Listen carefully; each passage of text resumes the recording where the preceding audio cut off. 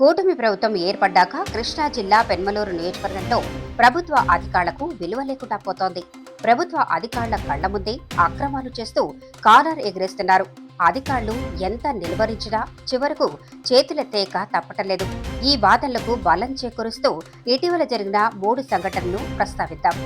మొదటిది పెనమలూరు మండల పరిధిలోని వడుకూరు గ్రామ పంచాయతీలోనిది. కూటమి ప్రభుత్వం ఏర్పడ్డాక అభివృద్ధి పేరుతో అక్రమ లేఅవుట్లు పుట్టగొడుగుల్లా వెలుస్తున్నాయి.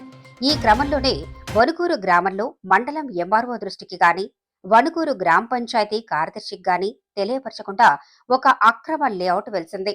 ఎటువంటి సిఆర్డీఏ అనుమతులు లేకుండా ప్రజల్ని మభ్యపెట్టి అమ్మకాలు కూడా ప్రారంభించారు.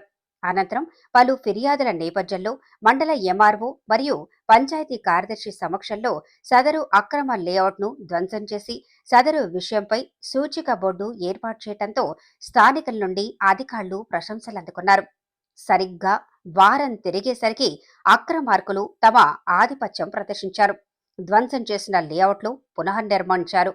అక్రమం అని సూచించే బోర్డును చెత్తలో పడేసి తమ అక్రమ కార్యకలాపాలను యథావిధిగా కొనసాగిస్తున్నారు.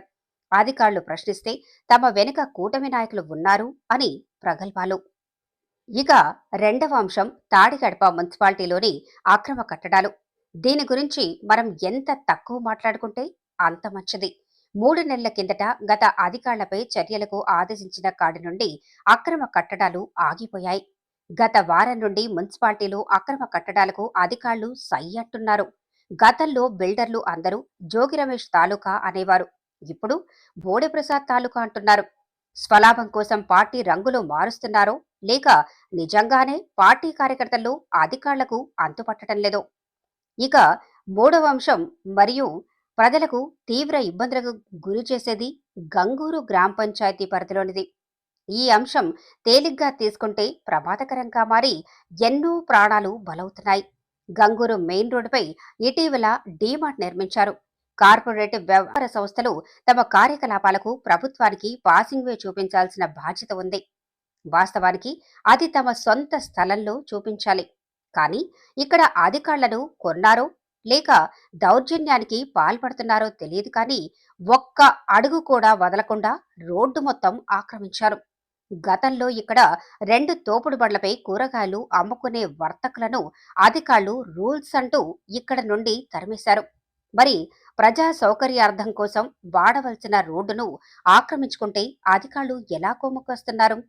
ఇదే విషయమై గంగూరు పంచాయతీ కార్యదర్శిని ప్రశ్నిస్తే సదరు పాసింగ్ వేకు అనుమతి లేదని, ఎన్నిసార్లు చెప్పినా తమ మాట వినటం లేదని చెప్పటం హాస్యాస్పదం. గంగూరు జంక్షన్ ఒక డేంజర్ జోన్. అక్కడ ఉండే హోటళ్లకు నిత్యం వేల మంది వస్తుంటారు.